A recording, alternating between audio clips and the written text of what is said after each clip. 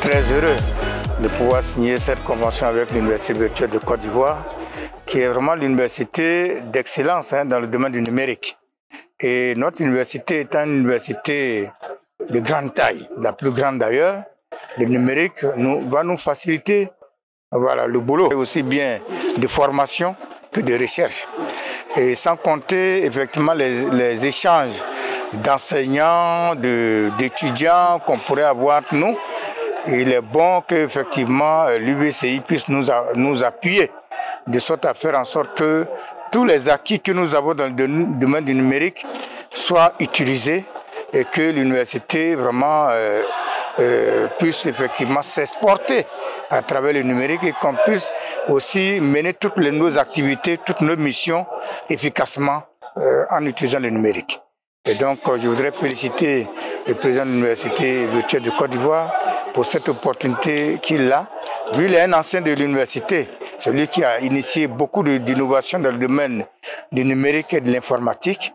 Nous sommes très heureux donc de l'avoir avec nous dans ce domaine à travers ce partenariat qui va nous permettre vraiment de rentabiliser, d'utiliser efficacement, en tout cas, le potentiel d'équipement que nous avons et aussi de conduire efficacement nos activités d'enseignement et de recherche. En tout cas, merci.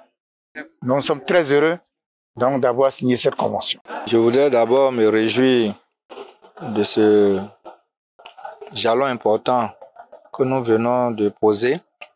Et je pense que cela va dans le sens souhaité par la tutelle. Le professeur Adama Diawara, qui est le ministre de l'Enseignement supérieur et de la Recherche scientifique, en tout cas, à chaque rencontre, nous exhorte à l'excellence. Et il faut savoir que l'excellence commence déjà par la bonne collaboration. Et comme vous le savez, l'université Félix Houphouët-Boigny est la plus ancienne, mais demeure encore la plus grande. Et c'est donc cette université qui doit en réalité s'appuyer sur le numérique, car le numérique est l'outil par excellence de la gestion des grands nombres. Et lorsqu'on connaît un peu l'effectif même de personnel administratif et technique, c'est même l'effectif de d'autres universités en termes d'étudiants.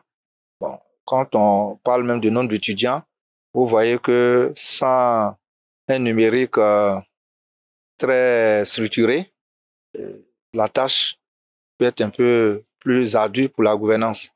Donc nous sommes très heureux de pouvoir apporter notre contribution à faire en sorte que cette université qui a vu naître les autres, comme le président le rappelait, nous-mêmes, nous sommes de cette université. C'est vraiment un plaisir pour l'université virtuelle de pouvoir apporter sa part pour que les outils numériques en termes de numérique éducatif, ne serait-ce que cela, la technopédagogie, l'utilisation de l'intelligence artificielle, tous ces outils qui constituent aujourd'hui l'écosystème du numérique soient appliqués ici pour que les résultats de l'université Félix Houphouët-Boigny puissent, d'une manière indirecte, impacter vraiment tout le secteur, le sous-secteur de l'enseignement supérieur de la recherche scientifique.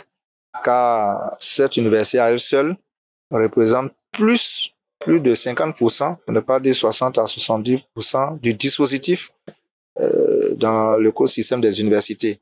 Donc nous pensons que faire en sorte que cette université émerge dans le numérique, cela va indirectement aussi impacter toute l'économie, pour ne pas dire toute la population ivoirienne, parce que c'est au sein de cette université que nous avons en tout cas tous les types de formations, que ce soit la médecine, que ce soit la philosophie. C'est vraiment l'université où on a tous les domaines. Donc c'est une opportunité pour nous de pouvoir conjuguer nos efforts avec le président de l'université Félix Houphouët-Boigny pour, je peux dire, l'excellence de l'enseignement supérieur et l'excellence aussi de la recherche.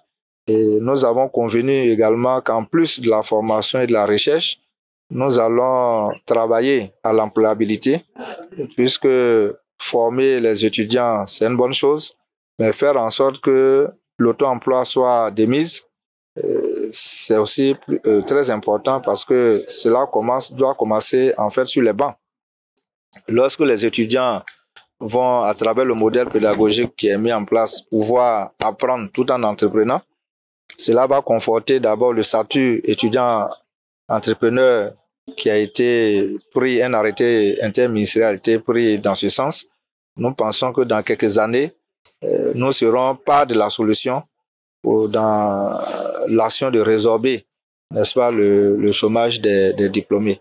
Donc, je suis un président très heureux aujourd'hui d'avoir signé un partenariat. C'est vrai, nous avons un partenariat naturel. Nous sommes tous des structures de l'enseignement supérieur, mais il est toujours bon de venir préciser, de venir bien encadrer les choses pour que rapidement on puisse avoir des résultats palpables.